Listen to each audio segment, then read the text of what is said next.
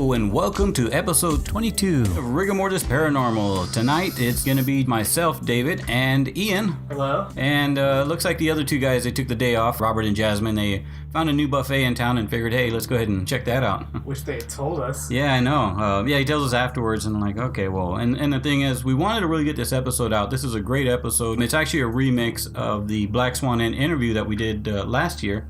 And we pretty much trashed the last episode. Wasted.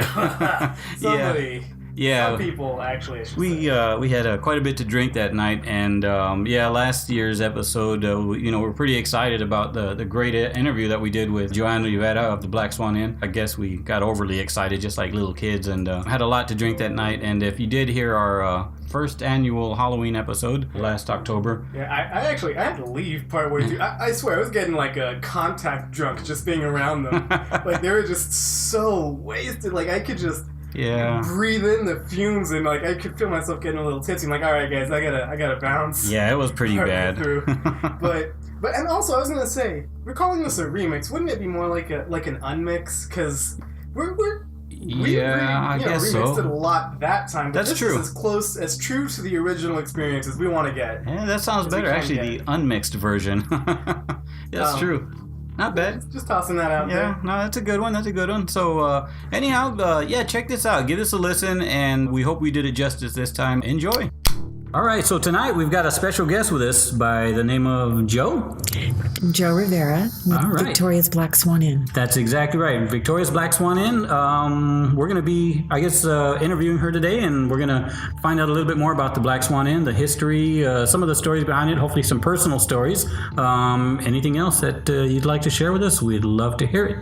Actually, yeah, that's another thing I wanted to ask also. Why are they attracted to you to ask that? There you go. I would say part of it is I'm not psychic or a medium. Okay. And even if I were, I wouldn't tell you I was. Okay, all right. Then. But I think part of it is that I'm probably one of the very first people that ever opened up to the public and said, hey, there is something more than this line of reality. Mm-hmm. If you go back all the way to the old TV shows with sightings and Haunted America, we were on all those things. I was the first one who said, there's something in my house. And yeah, it was really scary for a while. But now, we're getting our vibes together. And once that went public, people felt like, oh my God, there is somebody we can talk to that's not going to think I'm a nut. Yeah. I'm not a nutcase. There's really something happening in my house, and she can relate, and maybe she can tell me what to do. And that's kind of how it started. It was just that I opened my door and said, hey, somebody come and check this out and listen to my story and tell me what you think.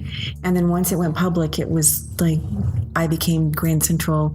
I'm what to do if you got a ghost in your house, So how long have you been a resident, actually? I've been here on the property since about 1987. Oh, okay. Yeah, that's. Can you give us like a brief history about the house, about the property?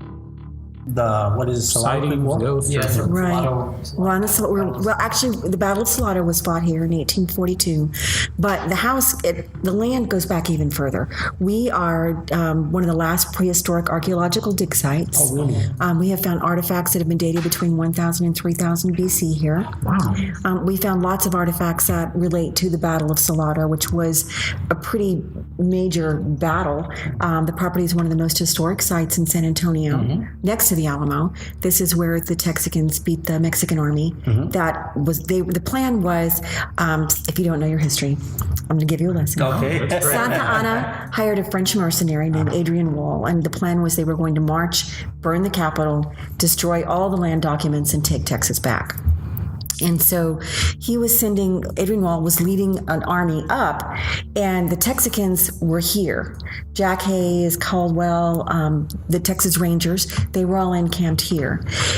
But there was other guys coming in from like Floresville. Mm-hmm. So they anticipated that the Mexican army would be behind them. But Adrian Wall came around the city and came in between. So the Mexican army was encamped closer to where I-35 is now. Okay. The Texicans that were marching in saw the campfires and thought they had already met up with the Texicans. Didn't ever occur to them that the Mexican army had gotten in between them. That's where Dawson's Massacre took place. So the Texicans were mutilated. Mm-hmm. And some of the stories were that it was so casual that the Mexican soldiers would go shoot one of the Texicans and go back and eat a ham sandwich and have coffee. And the Indians were the ones that were really being vicious. They were going and doing the scalping and the stealing of things. 3 Texicans were able to escape from there and actually make it to here where Jack Hayes and Colonel Caldwell were. But they were like, it's too late. We're just going to wait. So then the Mexican army thought that they had already defeated the Texicans, that they had gotten ahead of them and defeated them. So then it reversed. They casually marched over the knoll to here, and then they met what they called the Texas Rifle. There was a cannon here, and the Mexican army was defeated here. The only Texican that's noted to have died here was Stephen Jett. And I actually have a letter that one of the men wrote home to Jett's family to explain his death, that Stephen went back for his horse. He had said his horse had gotten him out of a lot of bad places, and he wasn't going to leave him behind, and the Indians were stealing the horses. So he went to get the horse, and he was actually killed by the Indians. Oh, okay. But his spirit is one that we believe is here. He's very much a jokester. We've done some EVP, and he's got this kind of laugh. And he does things that are just kind of really inappropriate, but not in a bad way. Like, for instance, one time I used to have a sweat lodge in the woods. Some of my friends were Native American Indians, and we had a sweat lodge. And so the women were doing a sweat down there, and they were drinking the medicine. And so I asked him, we were talking, and I'm like, Stephen, did you see Jill go to the lodge? And he goes, yep. And I'm like, yeah. I go, did you see her drink the medicine? He's like, yep. I go, did she get sick? And he goes, yep. and I'm like, okay. And he goes, she got drunk. And I'm like, she got drunk. And she had been at South by Southwest. And he had seen her there. And I'm like, you're not supposed to be in the lodge. That's for women only. He goes, So he's really pretty cool. He's the one, he likes to close the doors, and he used to freak me out with turning the lights off and on and things like that. But that's just kind of the basic of the history there. The Ripstein family was here. This was a big German area, and they farmed the land here. There were 10 children of the Ripstein family. Sebastian Ripstein is one of the ones that we believe haunts the milking barn. Okay. Is that property out back, the shed in the back, or? It's the long barn behind the 2-story. Oh, that's okay. Yeah. I don't know if you went that far back, but I think last time we did. Was like probably a cafe or something like that. Yes, it used to be. My mom and I had a little restaurant called the Ugly Duckling Barn and Grill. Oh, okay, yeah. Yeah. And so I just totally lost my train of breath. No, it's okay. Ripstein, yeah. Oh, the Ripsteins. And Sebastian's in the milking barn. That's what we think. One time we had a trap cam set up in there. And you know what that is, right? So motion sets off the camera. Hunters use it. There was a time it was set up in there, and we have a series of photographs where you see this mist forming in the photograph. And then the next photograph is a really handsome man standing very posed with a real high stiff collar. He's got his tie on, a jacket, mustache, and he's posing. And he's really a nice looking man. And the third picture is his eye. Like he came right up to the camera to look in, and you see like this part of his eyeball. It was great photographs. Did he pass on his property? Is that why? He actually died in the asylum. And he and one of his brothers. That whole family has an interesting. Supposedly, Sebastian was very abusive towards his wife, and his mother attacked his mother with an axe. Back in those days, there were no divorces, but they got a divorce. The Ripsteins got a divorce, and somehow the mother, even though she divorced the father, in the end ended up with almost all the land. Wow. But she had her sons committed to asylums. So they have an interesting story, and he's actually buried right over behind Windcrest. Really? There's a little family cemetery there. The Ackermans. He was married to an Ackerman. I know what you're talking about. It's right off of I can't think of that street. it's right by Tucker's Park, not real close. I know which one. It's a historical one, actually. It's a historical cemetery. I know exactly which one you're talking about. Yeah, his grave is in there. Wow. So there was Ham, and then there were the Mahlers, and Sam and Heinrich Mahler were known as the Cotton Kings. They grew the best cotton supposedly in the state of Texas here. There was originally 1,000 acres. Now we have like 33. Wow. But then the most infamous of all the people that lived here was Park and Jolene Street. So Park was a very prominent attorney. He was King Antonio one year. And Jolene, when they married, this house actually belonged to Jolene's family, the Woods and the Holbrooks. But when they married, that's when the second story was added on because they had the wings for the... What year was this? I apologize. Around what year was that? The center, when they added on, I think they started adding on probably in the 30s. Okay. The center of the house was the original house, and that was built in about 1868. Okay. But the second story was added on. Okay, great. I love my train of thought too. I was like thinking about that sandwich I had at home. I can go make you one. No. I got sloppy joes. Well, actually. Well, no, I was just wondering because you do mention, and it kind of leads into that. You were saying, you're mentioning a lot of casualties from battles and stuff. Do you actually ever hear, and I've heard this of other, I guess, places where there was a great battle and there was, reported hauntings.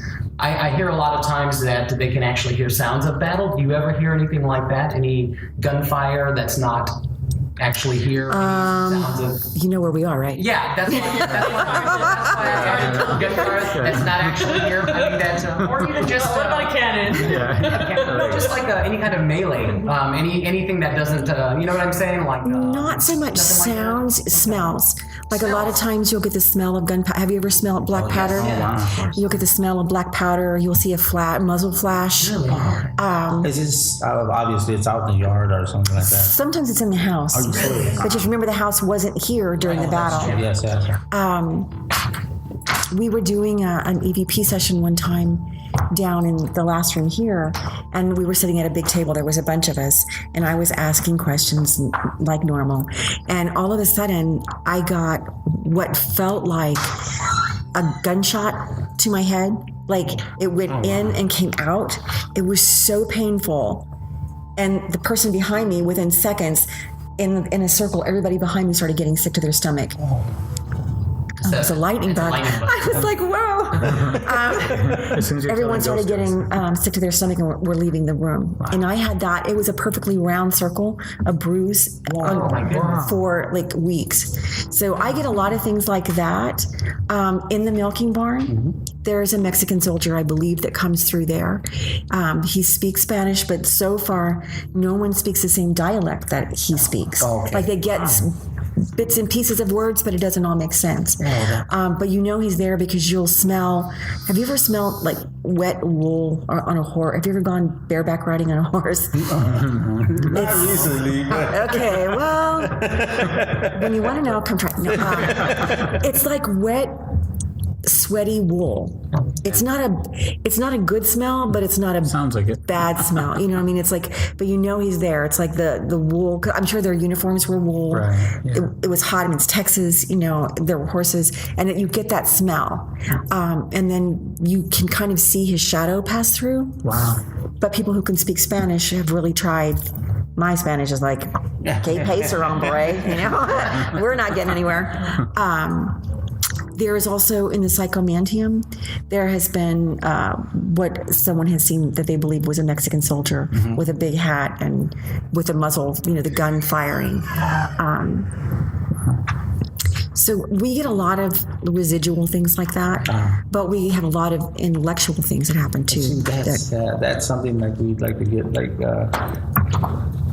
are there any that are? Oh, you said residuals. Are there any that are just a little bit more malevolent? There you go. Yeah. I don't like to use that word. Yeah.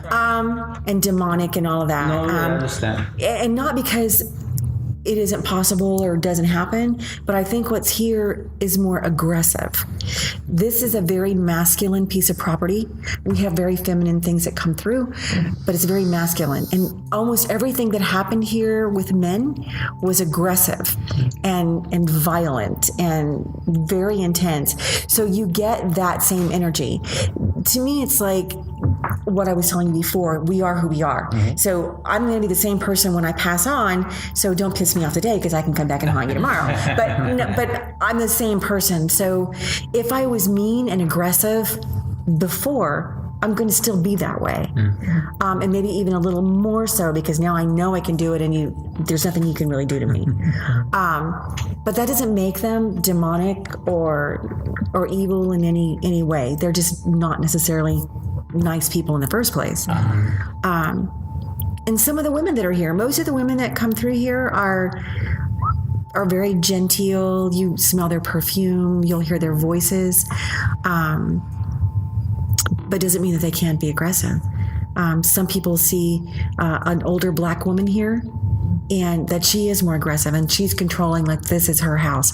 I haven't seen her personally, but other psychics, other people come in and they see her, they experience her, and there is history that there was a black woman that was on the property that kind of ran things. So, I don't know. So approximately, I mean, I know it's hard to tell, but I know there's more than one ghost, but can you give like almost like a figure how much? Probably there's 8. 8. There's 8 here that I can say belong here. They have a reason to be connected. We have some that are transient. They're travelers. Okay. They come through. Sometimes it'll just depend on who's here. The property is sort of like an old switchboard. If it's like the word went out, hey, when people are over here, they're listening. They're going to call out to you so you can talk, and they're going to hear you. So it's kind of like that. So not everybody belongs to us. There's somebody here right now that doesn't necessarily belong here, and he's much stronger and tends to intimidate some of the ones that are normally here. Okay. They're not as talkative, and they're not as happy to come out. I haven't figured out who that person is. Has he been here for a while, or? It's been here a little while, a few months. Really? Do you think he'll pass eventually, or? I hope so. Yeah. I mean, I don't really know that I believe that whole passing on thing, or that someone can come and bless you or release you or whatever. Right. I mean, I kind of. First of all, when I got here, I didn't believe that you could haunt. I thought when you were dead, you were dead. Right. That's just not. And if you believe in the old ideals of what is heaven and hell. Right. Heaven's pearly with these beautiful clouds, everybody's sitting around with their little lovely wings. To me, that would probably be really, really more like hell, because it would be boring. Yeah, I couldn't deal with it. Or maybe your idea of heaven would be fishing. You'd cast out, you'd catch that beautiful marlin every single time. That would be torture for me, because I would have to touch that fish while it's flopping around.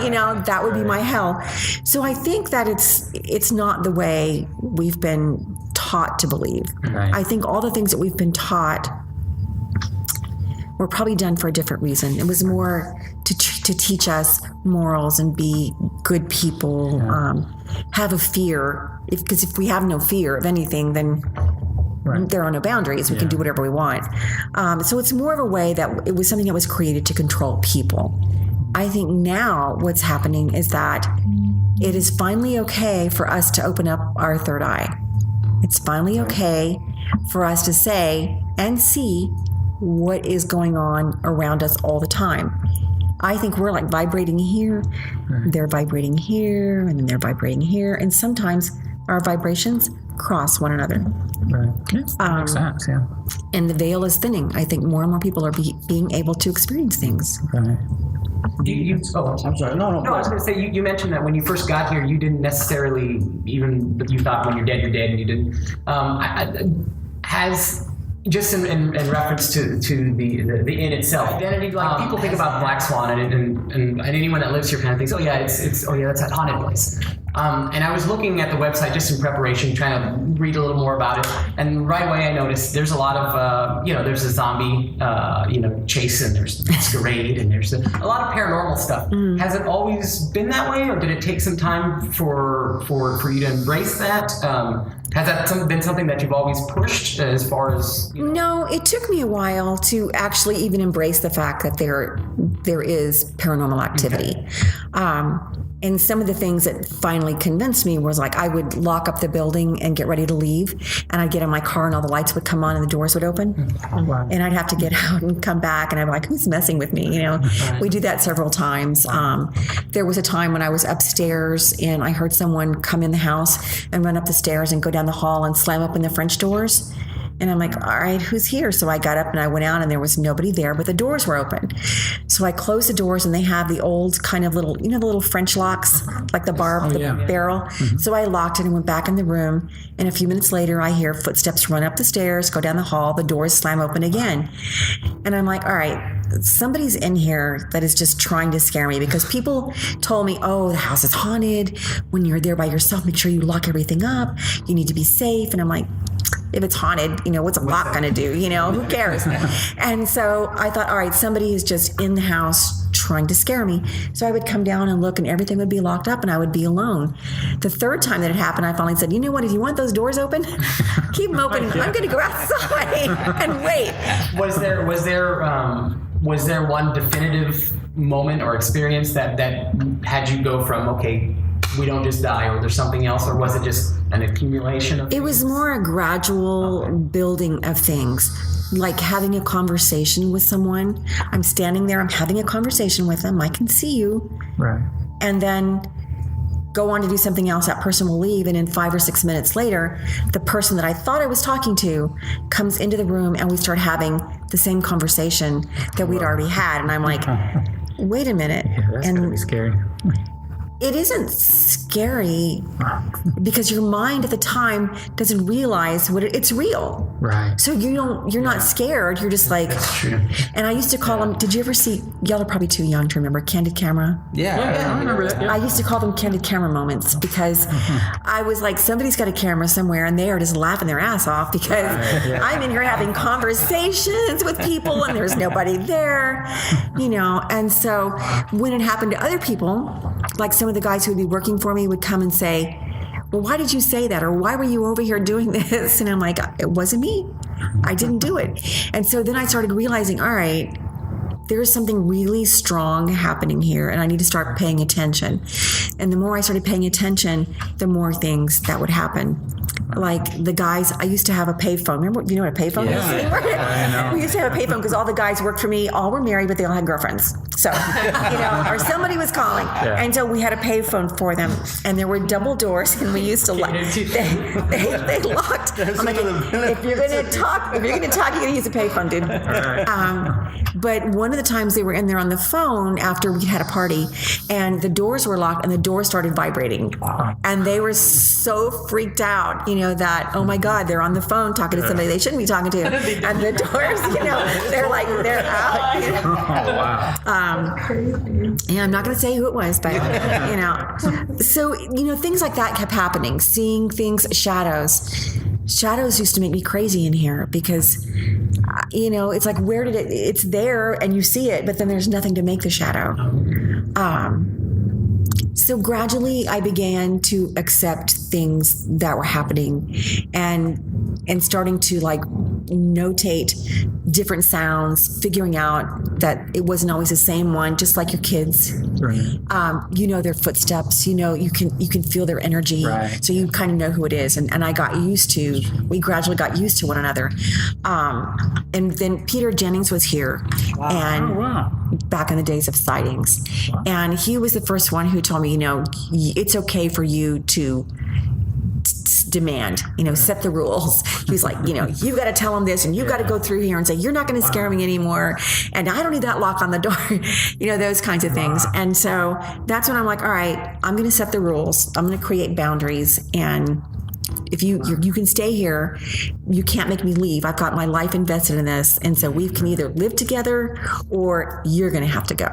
And so then it got better. They quit throwing frying pans at me, things like that, So, okay, since you've been here, what has been one of your, I guess, most, I don't want to say terrifying, but most memorable. Yeah. Wow, that's hard. My first really frightening moment was in the closet down the hall, which is now the Psychomantium. But it was when I was first moving in here and I was storing things away in this closet. And my mother was sitting in a chair down there helping me.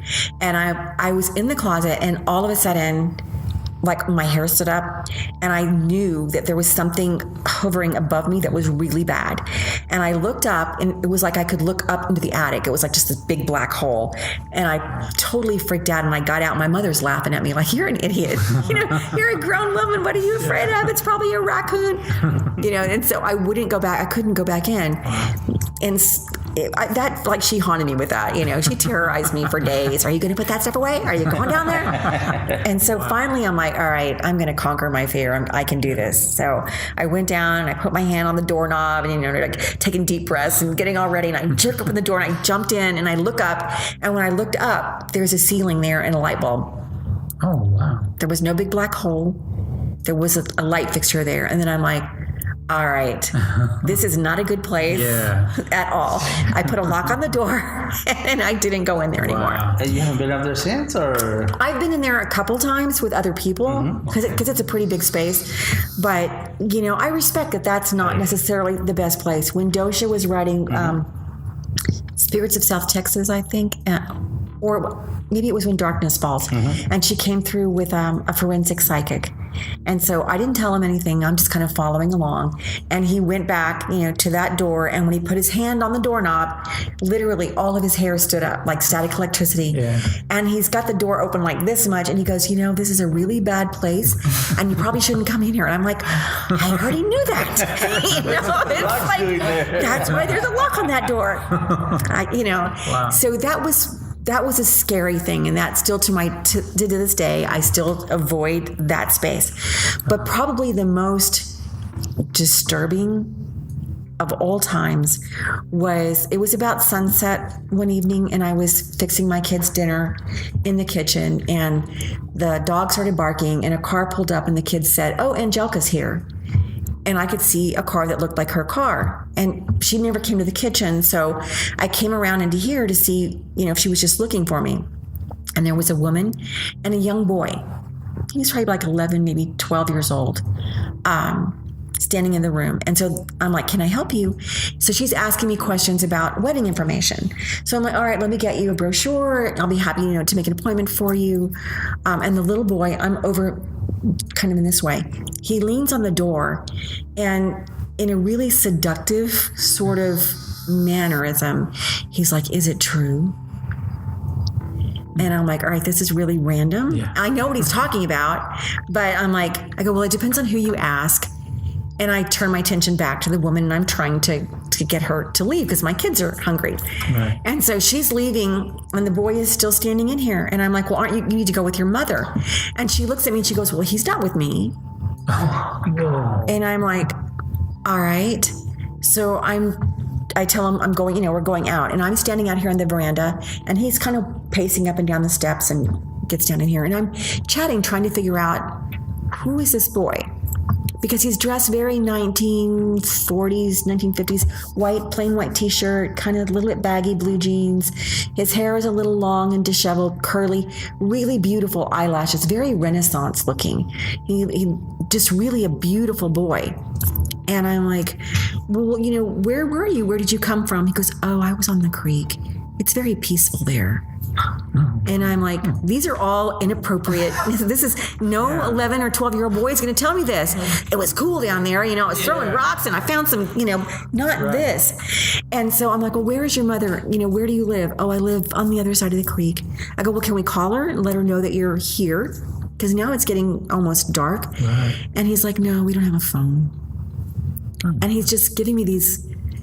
It's just an inappropriate, seductive look. And so I'm like, well, what is your name? He's like, Dimitri. And I'm like, Dimitri, that's an interesting name. And he's like, wow, you got it right the first time.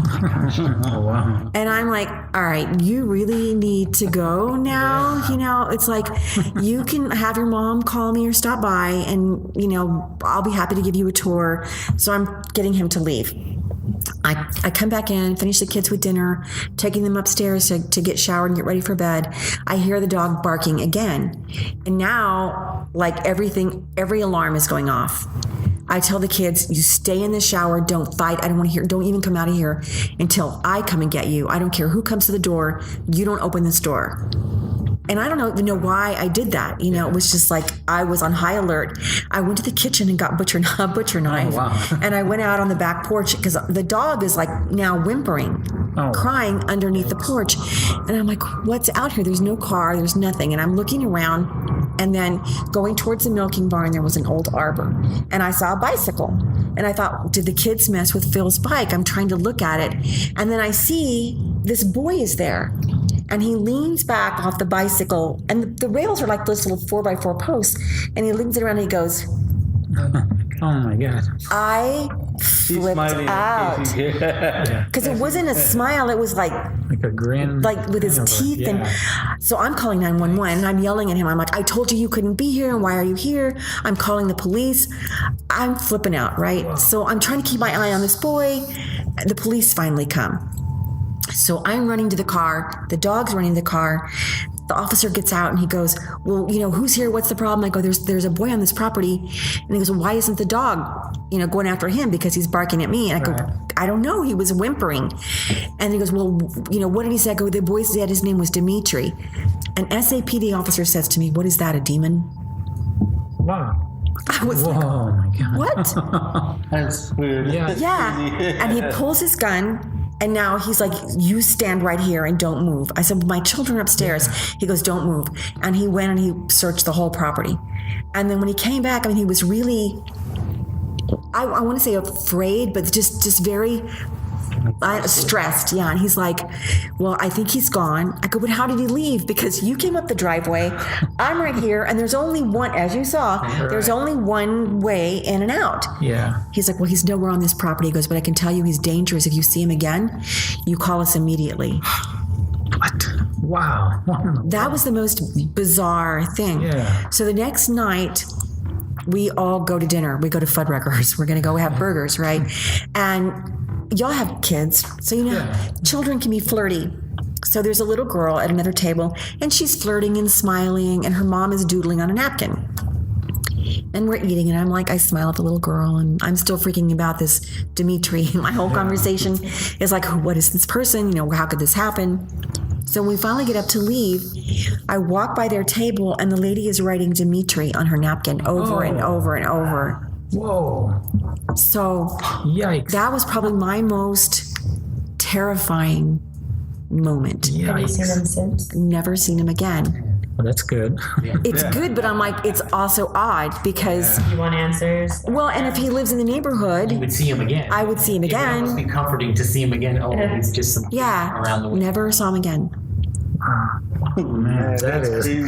But that was... Was that earlier on when you first got here, or was this later? No, it was later because Nathaniel was probably 4 or 5. The kids were little. Pretty seasoned to a lot of this, and that still should be up. Yes, because it was, I mean, he was there. The woman that I'm presuming, although she never called me again, I'm presuming she was there. She saw him. She's like, he's not with me. That's not my son. Wow. You know, so scary moment. it was my most terrifying. I will never forget that. And sometimes I have nightmares about it because I'm like, yikes. What was that about? Even one of the guys that worked for me, he was staying in the summer kitchen, and he said Dimitri came in that night and he said he couldn't move. He couldn't get, and he was a grown man. He's like, and I couldn't move out of the bed, and he was standing right here. Oh my God. So do you have like do you have like a high turnover rate for like employees? Do they get Yeah, I mean, some people seek me out to work here because they know, or they want to experience it, but people don't stay. I mean, probably for lots of reasons. But some people don't like the fact that it's haunted. I was going to say, just kind of to that point, have you ever, not so much workers, but have you ever had a guest stay here that had no idea that it was... Wait, you said it wasn't a bed and breakfast, right? It's not a bed and breakfast. I mean, I have let people stay over. Have you ever had anyone that had no idea that stayed here? Just even personal guests or friends or family that maybe didn't really know and then experienced something that maybe changed their mind or how maybe they reacted? It's like in the middle of the night. Well, lots of people who think they're going to spend the night don't stay all night. They will leave. I have had a family member. I can't say that they didn't know. I mean, it's really hard for me to say anymore that people don't know. Even especially, I have psychics that call me all the time and want to tell me things, and I'm like, there's so much about me out there. You're gonna have to tell me something really amazing, you know, for me to believe that you're psychic. But when my daughter Rachel was getting married, her mother-in-law to be stayed in the house, and she stayed in the room that none of my kids wanted to stay in. Like, it's been all of theirs bedrooms. They've all rotated through it, but nobody will stay in it. So she stayed in the room, and she's the kind of person, she has to sleep with covers like all the time. And so she was bothered a little bit that night. And in the morning when she got up, all of her covers were folded perfectly at the foot of the bed. And then at that time too, my daughter was getting dressed in that bedroom, and do you know what a ketubah is? It's a Judaic marriage contract. And it lays out like your whole marriage and who gets what and what your purpose is and things like that. And so you can't get married without the ketubah. And so it was time for my daughter to go down to get ready for the ceremony, and the ketubah was gone. And I'm like, oh my God, she's freaking out. And so I'm like, I go, Sophie, we need that back, and we need it right now. I need you to return it. This isn't funny. And when I said that, there was a little car on the dresser, and the car flew off the dresser, and then the ketubah was back. Wow. So she experienced those things in the room with us, but I can't say that she didn't know. I mean, I'm sure she'd heard stories, whether she believed it or not, you know. Right. After that, she had a new, like, oh, okay, well, maybe, you know, things happen. So how frequent would you say that you experience things here? I mean, how, you know, from day to day, or is it just like Daily? I mean, it's all the time. wow? So you really had to get used to it. Yeah, I had to really like get used to it and accept, but I still get jumpy. I mean, the other night, sometimes I get the heebie-jeebies really bad, and I'll be really jumpy every little, because something will have happened that triggers it off. Then I'm like, all right, I'm not by myself. There's other energy going on. Just the other night, well, let's see, Wednesday night? This is Friday, right? Mm-hmm. Wednesday night, the guys from Fox were here. They wanted to do an overnight, a walkthrough. And the energy, when we went down there, the energy changed. Like right as I started to step through, I got goosebumps, and they were all like, you could just feel the static. And then I was taking them out to the milking barn, and I'm like, I'm not going in. You can go in, and I'm going to wait right here. And so I was standing out there waiting for them, and I'm mic'd. I'm standing there, and all of a sudden, by the bus where the water tower is, there was like a loud bang, like somebody threw a rock and hit the side of the bus. And I jumped because I'm like, there's nobody out here but me. It made me jump, and I'm trying to focus. There's nothing there, but then the air changed. The air became almost, it looked like smoke. Wow. To where I'm going, are y'all coming out here soon? Because can you come out here? And I'm trying not to be scared because I don't want to mess up whatever they're doing. But I'm like, I'm not feeling good. Can you come out? And so they came out, and literally you could see, I go, do you notice anything out here? Because I wanted to make sure it wasn't just my eyes, you know, but no, when they brought their cameras out, the light reflected back. So you could see the film in the air. Yeah. And I'm like, all right, you guys can stay. I'm done. I'm going inside. So things like that happen. It's, you know, one night I was going into the kitchen, and I have your typical restaurant doors in and out. Right. So I pushed the door to go in, and when I pushed the door to go in, it pushed the door back at me. Oh, wow. And I froze. I'm like, oh my God. And I just froze. And I'm like, okay. Open the door. I opened the door. It pushed the door back, and then it was like really warm, and I started to feel really flushed. And I just remember saying, "That's really rude. I need to open this door. I need to open the door." And so I pushed the door really hard, and then the door swung open. I'm like, "Okay, fine," and I went in. You probably knocked him over. But probably, I don't know. But that got me. So little things like that. Yeah. That is amazing. Are there any more presents that are more comforting, maybe? I mean, is that a thing? I don't know. Have you ever felt almost, maybe you felt just real high tension and felt the way you felt. Yeah, good and then vibes. there's another presence that actually makes you feel, I'm glad it's you. I'm glad you're here and not whatever else I was feeling. Only the time with my mom. Of course. Like when I know she's around, I can smell her perfume. And I don't know. I guess you saw Ghost Adventure, so you know. Did you see Ghost Adventure? I saw that actually. I didn't. Okay. Hey now. No, I'm not saying anything. He doesn't really watch a lot of TV actually. Which is In his defense, he doesn't watch TV. Okay, I'm just teasing him. You know, they all have their entertainment purposes. Yeah. But the coolest thing of working with them, and I think even for them, probably was the moment my mother came through. I read that. Because it was right after she had passed away in October and they were here in February. And they were really adamant about wanting to talk to my mother. And I'm like, my mom is not going to perform for you. You know, she was one of those people that even things would happen to her and she would just laugh and go, okay, I know you're just messing with me. And I'm like, she would always laugh it off. But I had told her when she passed, I'm like, you know, Mom, I'm going to talk to you. So I need to have a code word so that I know that it's you. So we had this code word.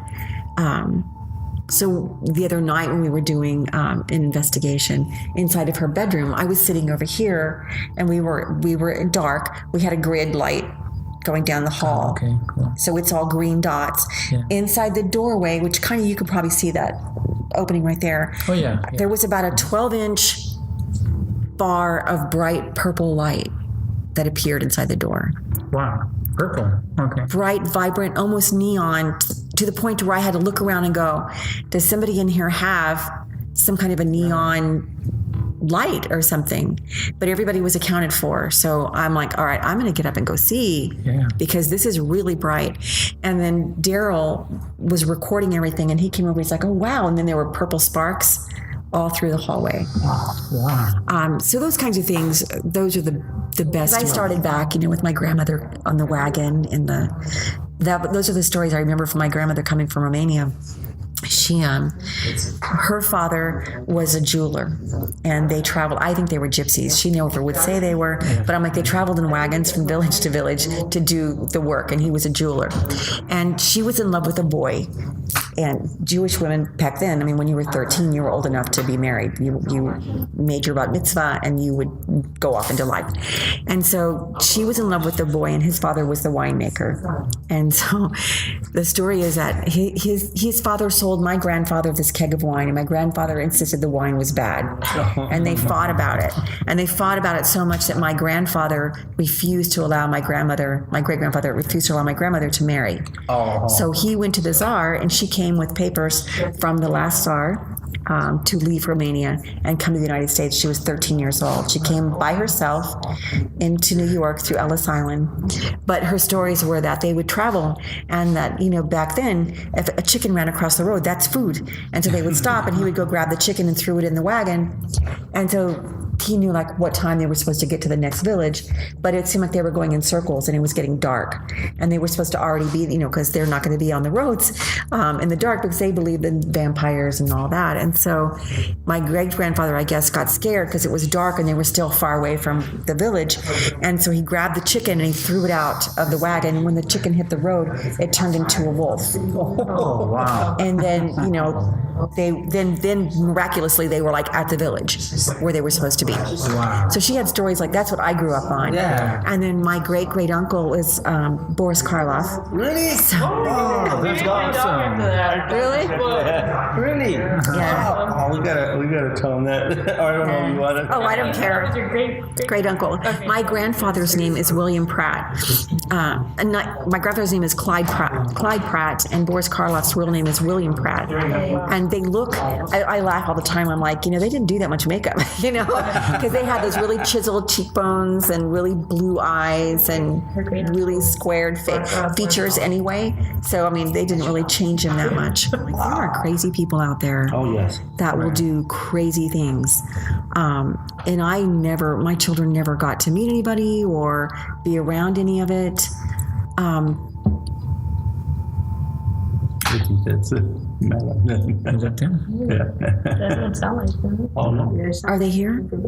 Yeah, but they're in their cars. Maybe not. Yeah. It's like the second time that I've heard it. Yeah. The batteries went out. I heard kids over there. Well, there's another one in there with the. Yeah, the house will drain your batteries pretty fast too. I know that's right. Yeah. I had three of them. I got one now. Were you talking to someone? Were you talking to anyone? It was hard to somebody. Okay, that explains it. Yeah. But that would have been cool. I would say Just leave it. Don't edit it out. What was I telling you? About the kids. Yeah. And so it wasn't until Ghost Adventure when my son was older, a little older, and he was really enthralled. He watched all the Ghost Adventure things because my kids experienced lots of things here. Yeah, I did read that actually. How I think they mentioned on the article that you normally didn't. No. Let your kids be interviewed. And Was it the two? Because I caught the end of it with the two kids that were out there and they were digging up from the. Was it them? Okay. Yeah. They were so they. I don't. Yeah. Okay. When I first met them when they went to Yorktown, I was like, I will never let them come here.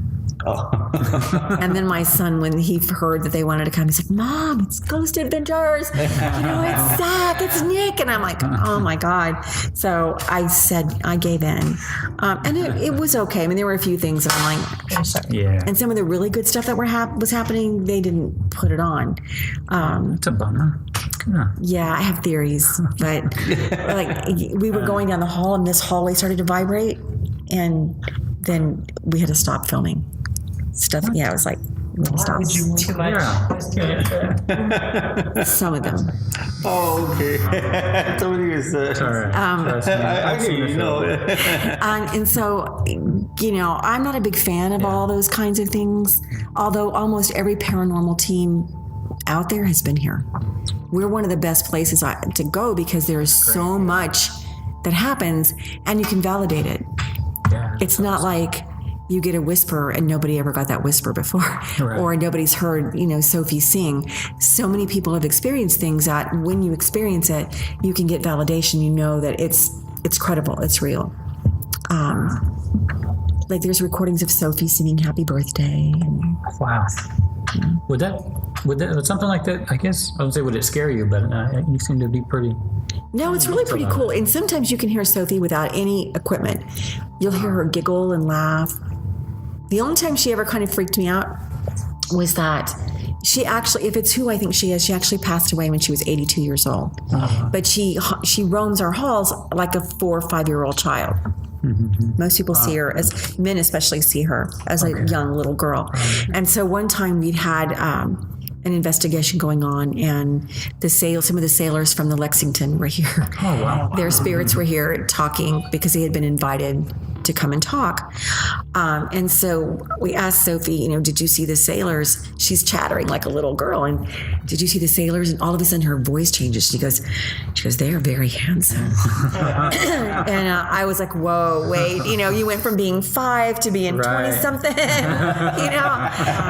But a lot of times it catches me, it'll scare me. Like and I do have to second guess, just like I was waiting for them to come out and say, do you see what I'm seeing? Because our eyes play tricks on us. Oh, yeah, so I wasn't sure if my eyes were just like, it was the temperature change or it was getting darker and I was just freaking myself out. And I think probably people are afraid when they're ghost hunting, one, because it's just what we've been taught. Yeah. You've been taught that everything that it's haunting, it's got to be scary. They're dragging chains and they're, they're doing horrible things. They're not. They're walking around in their world and we're walking around in ours, and sometimes we just happen to be able to bump into each other. And I think that's kind of neat too, really, like you mentioned. I think really times have changed a lot more, and people are really getting used to the idea more that, there is something out there. Are a little more open and we're getting used to it a little more. I guess, getting there, it's just more open. I see a lot of shows like that recently. I mean, back in the day, like you were saying, in the 70s, you really didn't have that. But now you see it, like there's ghost story shows everywhere. Well, I think some of that is the government. Oh, yeah. Oh, here we go. Well, yeah, I know. Because, the media is very powerful. Right? And so they're not going to allow us to see movies or see things that we shouldn't. Right. And so I think sometimes, what is it? Baby. I heard that. A baby. It's either a kitty or a baby. I hear a kitty. I heard a baby. I thought It was in between. Well, we heard it earlier too. We were just talking, and they wanted me to ask, "Have you ever heard a baby?" Because they keep hearing a baby. I heard it. Too. Actually, the other night during our investigation, this is part you can't put on. You can't we'll do this, find out. okay?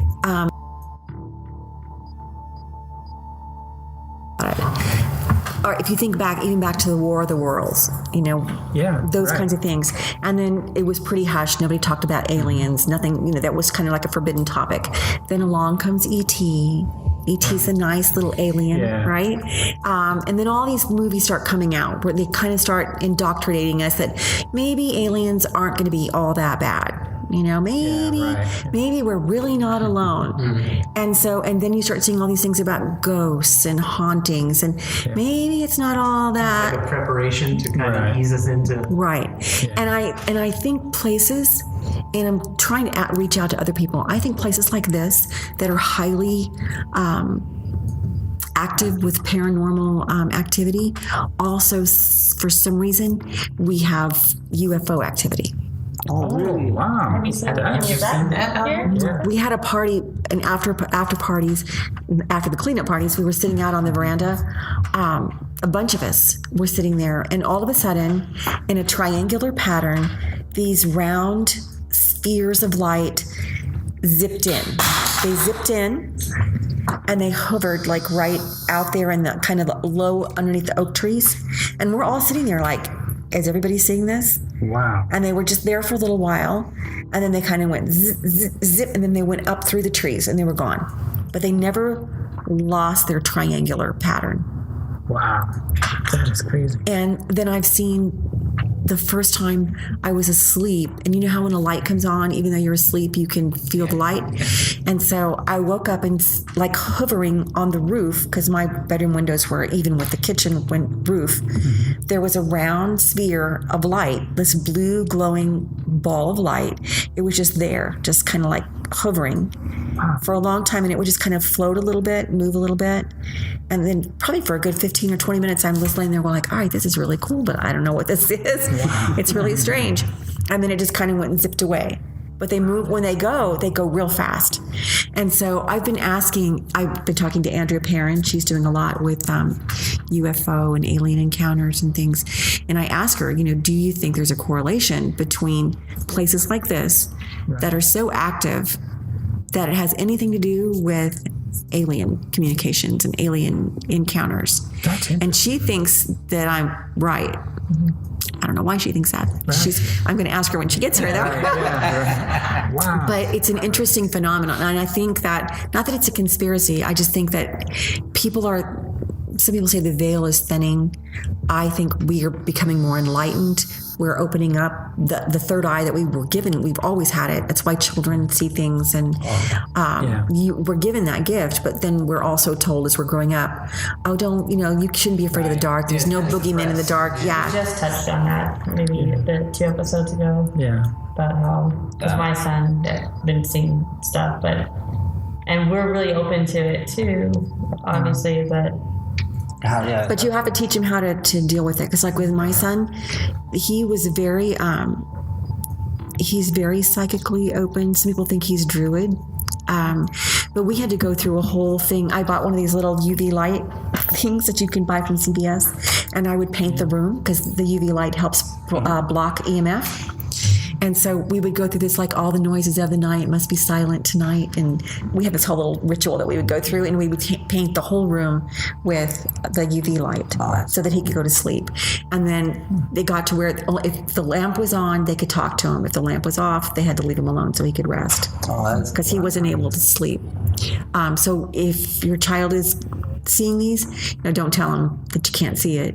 Just talk about it, but then also teach him how to set some boundaries of when he shouldn't, like they can't go in the bathroom. This is a private space. If I'm in here, you can't be in here. Yeah, no, I mean, we took it serious too, but we're still not sure if he was actually saying it, or if he was just I don't know, and that house that we're in now, we think we see, but it's nothing bad. It's always been There's something there. Yeah. We feel there's something we see there. it. We felt But just it. teach him it's okay, and that for him to be able to say, I don't want to play right now, or whatever, that those boundaries are necessary, and he'll feel better, and it'll be more accepting to him.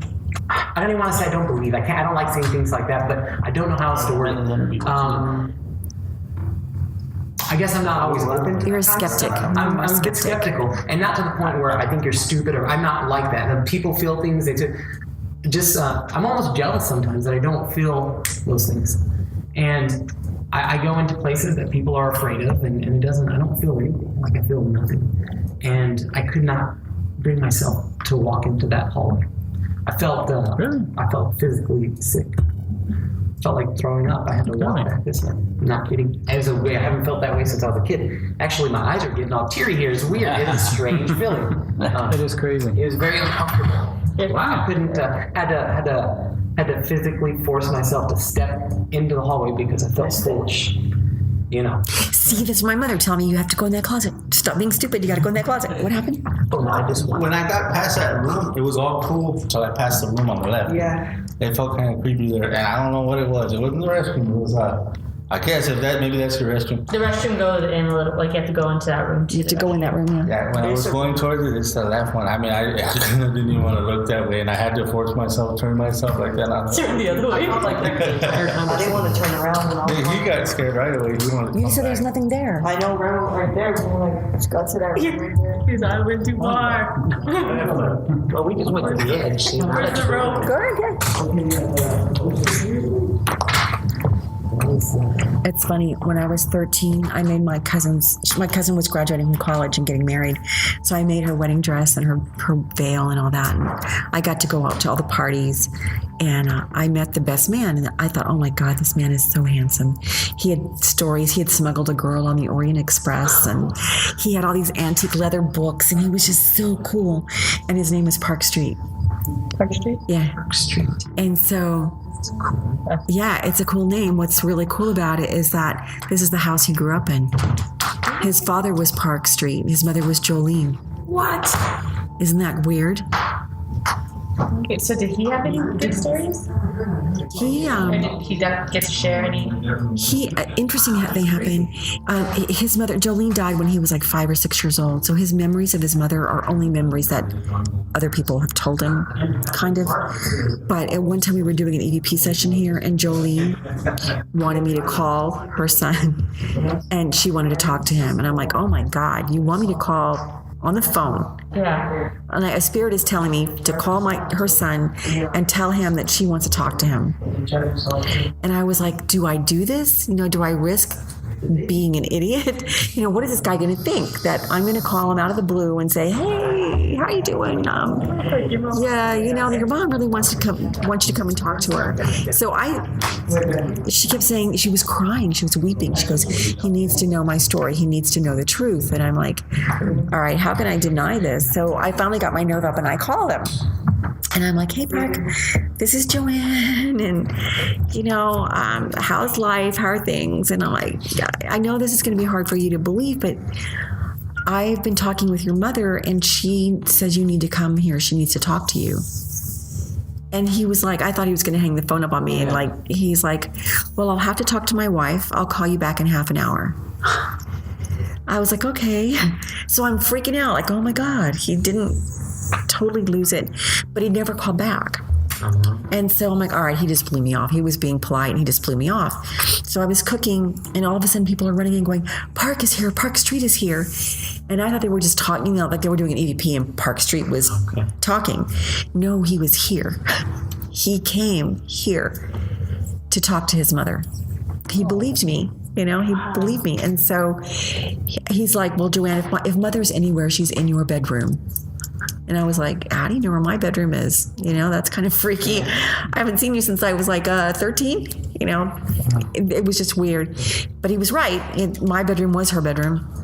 And so we were in there talking, and she had already told her story to me, like how she died and what had happened. And so when she was talking to him, her story changed. And then I was like, all right, is this really Jolene? Because this is not the same story. There were little pieces that were left out. But then I started thinking, now, if I were talking to my son, I probably wouldn't tell him that I was having an affair, or that I was pregnant, or, like she left things out. And so at the end, she was talking to me and I said, Jolene, you're always welcome here. This is your home. And she said to me, she goes, and it's your home too, Joann. Wow. It was so amazing. Wow. And another thing she said, that Park's wife wanted to know why she was stuck here. Why are you stuck? I remember her saying, why are you stuck? And Jolene said, I'm not stuck. This is my home. Wow. And I'm happy here. And that's when I said, well, this is your home and you can always be here. But that, I will never forget that, because that's the first thing people say, well, why are they stuck?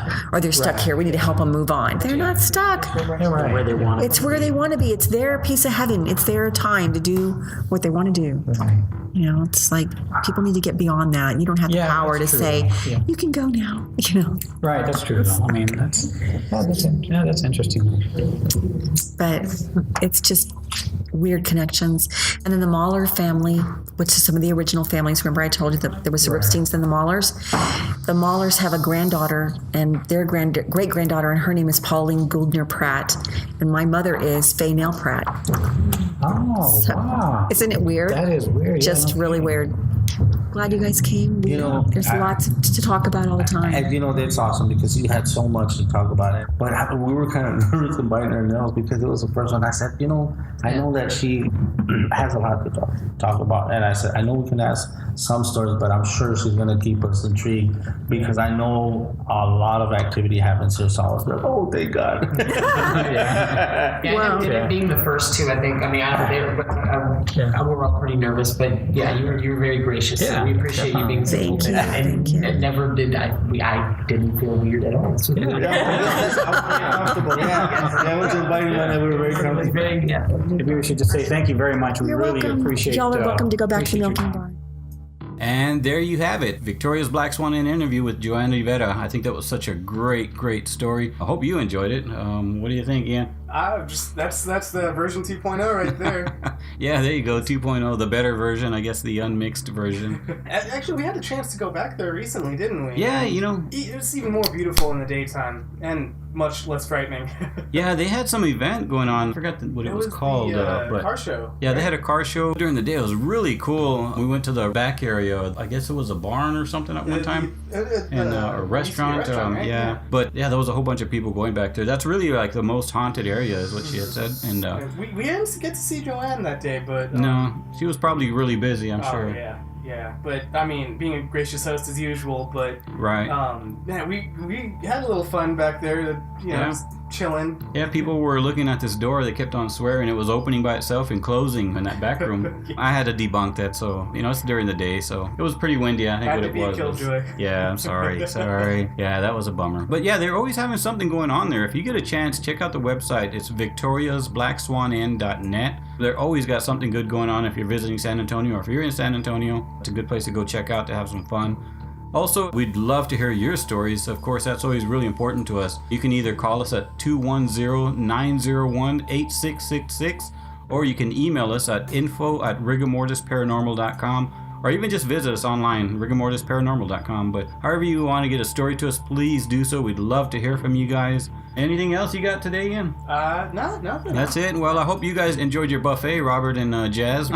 Okay, we got some serious talking to do with them, man. Yeah, no kidding. This could be the end of Rigor Mortis Paranormal. I feel so betrayed right now. Right. Yeah, I know, man. Buffets, man. We all love buffets, man, too. Doesn't matter what kind of food it is either. I'm getting all mad, but I'm actually on a diet anyways. I wouldn't be able to go. I'm so mad at Jazz and Rob right now. I can't even think straight. Still thinking buffet. Anyhow, you guys take care, guys, and have a great night. Bye-bye. Jesus.